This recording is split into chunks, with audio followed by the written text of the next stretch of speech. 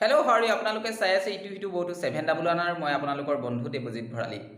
এটা বিশেষ খবৰ আপোনালোকৰ হাতত ইতিমধ্যে হয়তো পৰিছে। আপোনালোকে ভিডিঅ'টো অকণমান শেষলৈকে চাব আৰু ভিডিঅ'টো শ্বেয়াৰ কৰি দিব, কিয়নো এই বিষয়টো চৰকাৰৰ ওচৰত পৰাটো আমি বিচাৰোঁ আৰু এইটো ইতিমধ্যে চৰকাৰ দৃষ্টিগোচৰ হ'লেই, কিন্তু আমাৰ কেইটামান কথা আছে যে চৰকাৰে আপোনালোকে দেখিছে যে ইতিমধ্যে এটা পদক্ষেপ হাতত লৈ আছে যে বহুতো যিসকলে চাকৰি লাভ কৰিলে ইতিমধ্যে অসম চৰকাৰৰ অধীনত যিসকলে কনষ্টেবল বা পুলিচৰ যিসকলে চাকৰি লাভ কৰিছিলে তাৰে তেওঁলোকক যোগ্যতাৰ ক্ষেত্ৰত তেওঁলোকক কম্পিউটাৰ চাৰ্টিফিকেট দাখিল কৰিবলৈ দিয়া হৈছিল। আৰু এই কম্পিউটাৰ চাৰ্টিফিকেট লাভ কৰি তেওঁলোকে কি কৰিছিলে, তেওঁলোকৰ কম্পিউটাৰ চাৰ্টিফিকেট দেখুৱাই তেওঁলোকে এটা অতিৰিক্ত মাৰ্কছ তেওঁলোকে লাভ কৰিবলৈ সক্ষম হৈছিল। এই ক্ষেত্ৰত আমি এতিয়া দেখিবলৈ পাইছোঁ যে বৰ্তমান এটা নিউজ আপোনালোকৰ বহুলভাৱে চৰ্চিত হৈ আছে। সেইটো হৈছে যে বহুতে ভুৱা কম্পিউটাৰ চাৰ্টিফিকেট দি পেলাই চাকৰি পালে।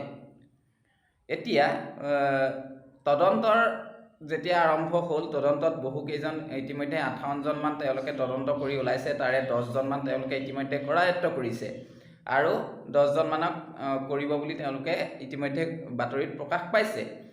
এতিয়া মূল কথাটো হ'ল যে এটা চাকৰি যেতিয়া দিয়া হয় তেতিয়াহ'লে তাৰ প্ৰথম পৰ্যায়ত চাকৰিটো দিয়াৰ যেতিয়া আহে এপইণ্টমেণ্ট লেটাৰ, তাৰপিছত তেওঁলোকৰ এপইণ্টমেণ্ট লেটাৰ অহাৰ পূৰ্বত তেওঁলোকৰ ডকুমেণ্ট ভেৰিফিকেশ্যন, তেওঁলোকৰ ফিজিকেল টেষ্ট এইখিনি সম্পূৰ্ণ কমপ্লিট হয়। ফিজিকেল টেষ্ট হোৱাৰ পিছত তেওঁলোকৰ ডকুমেণ্ট ভেৰিফিকেশ্যন হয়।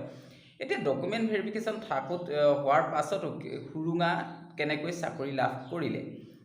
যদি চাকৰি লাভ কৰিছিলে, চৰকাৰে এতিয়া তদন্ত ঘোষণা কৰিছে, এটা ভাল ষ্টেপ লৈছে, এইটো আমি সদায় আদৰণীয় পদক্ষেপ বুলিয়েই কৈছোঁ। কিন্তু প্ৰশ্নটো হ'ল এনেধৰণৰ যে যিসকল এতিয়া 100জনেই হওক বা 50জনেই হওক, 58জনেই হওক, যিয়ে নহওক চাকৰি ইতিমধ্যে তেওঁলোকে লাভ কৰিলে। সেই চাকৰিত যিসকলে ইতিমধ্যে চাকৰি লাভ কৰিছে তেওঁলোকৰ বাবে তেওঁলোকতো চাকৰি সোমাই গ'ল। তেওঁলোকৰ সেই যদি 50জন 100জন যদি চাকৰি নেপালেহেঁতেন, তেওঁলোকৰ যদি ডকুমেণ্ট ভেৰিফিকেশ্যন ভালদৰে কৰা হ'লহেঁতেন, সেই ঠাইত অন্ততঃ যোগ্যভাৱে যিসকলে গৈছিলে সেই 58জনৰ ঠাইত বেলেগ 58জনে হয়তো চাকৰি পালেহেঁতেন আৰু তেওঁলোকৰ এখন ঘৰ সুন্দৰভাৱে চলিলেহেঁতেন। কিন্তু পোনপটীয়াকৈ নগৈ বক্ৰ পথেৰে গৈ বহুতে চাকৰি ল'লে। এতিয়া অৱশ্যে তেওঁলোকক শাস্তিমূলক ব্যৱস্থা গ্ৰহণ কৰিব চৰকাৰে, আৰু গ্ৰহণ কৰাটো উচিত, কিয়নো তেওঁলোকে কেৱল নিজৰ ক্ষেত্ৰতে নহয়, নিজকে কৰা নাই, দুজন আৰু যি যোগ্য তেওঁলোকে বঞ্চিত কৰিলে। সেইবাবে তেওঁলোকে কঠোৰ শাস্তি পাওক, এইটো আমি অনুৰোধ কৰিছোঁ, কঠোৰ শাস্তি পাওক, কিয়নো তেওঁলোকৰ বাবে প্ৰকৃত যোগ্যসকলে চাকৰি হেৰুৱালে। কাৰণ 58টা পোষ্ট আপোনালোকে ভাবি চাব, 58টা পোষ্টেই হওক বা 100টা পোষ্ট হওক, তেওঁলোকে ব্লক কৰি দিলে। সেই 58টা পোষ্ট আকৌ পুনৰ উলিয়াবনে চৰকাৰে? এইটো প্ৰশ্ন এটা হৈ গ'ল। আকৌ 58টা চাকৰি দিবনে? নিশ্চয় নিদিয়ে। কাৰণ তেওঁলোকক যদি তেতিয়াই ডকুমেণ্ট ভেৰিফিকেশ্যন ক্লিয়াৰলি কৰা হ'লহেঁতেন, হয়তো 58টা মানুহ বেলেগ সোমালেহেঁতেন, হয়তো পইণ্টত যিসকলৰ কাট অফ কমি আছিল সেইসকলে নিশ্চয় চাকৰি পোৱাত সুবিধা হ'লহেঁতেন। এতিয়া আমাৰ চৰকাৰলৈ এই ভিডিঅ'টোৰ দ্বাৰা এইটোহে অনুৰোধ যে আপোনালোকে সেই পষ্টখিনিক আকৌ যদি পৰা যায়, সেই লিষ্টখনৰ মতে যি তাৰ তলতে আছিলে তেওঁলোককে চাকৰি দিয়াৰ ব্যৱস্থাটো কৰি দিব।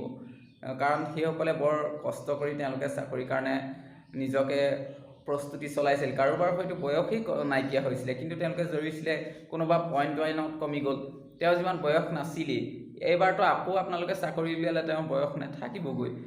যদি পৰা যায়, আমাৰ এইটো বিনম্ৰ অনুৰোধ, আৰু আপোনালোকেও এইটো দাবী কৰক।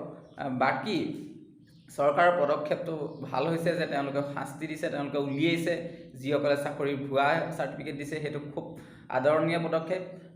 আগলৈও যাতে কোনো তেনেকুৱা কৰিব নোৱাৰে সেইটো ক্ষেত্ৰত খুব দৃষ্টি ৰাখি বিহিত ব্যৱস্থা দিব লাগে এনেকুৱা মানুহক। কাৰণ তেওঁলোকে নিজৰ যোগ্যতাত তেওঁলোকে চাকৰি পাব পৰা নাই, ক'ৰবাত বক্ৰ পথেৰে পাইছে, এইটো আমি সম্পূৰ্ণ বিৰোধ কৰোঁ। প্ৰতিজন ল'ৰাই চাকৰি পাওক, কিন্তু তেওঁলোকে যোগ্যতাৰ ভিত্তিত পাওক, তেওঁলোকে নিজৰ কষ্টৰ বলত পাওক।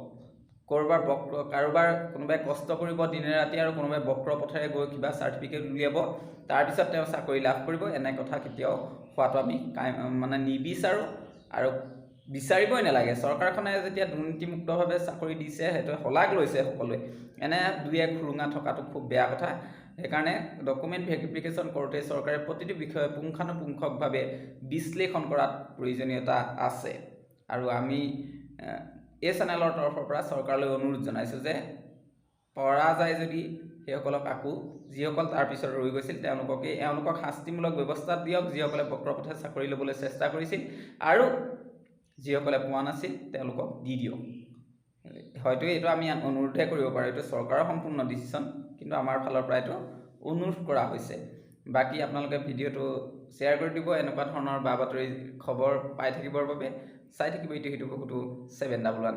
Thank U.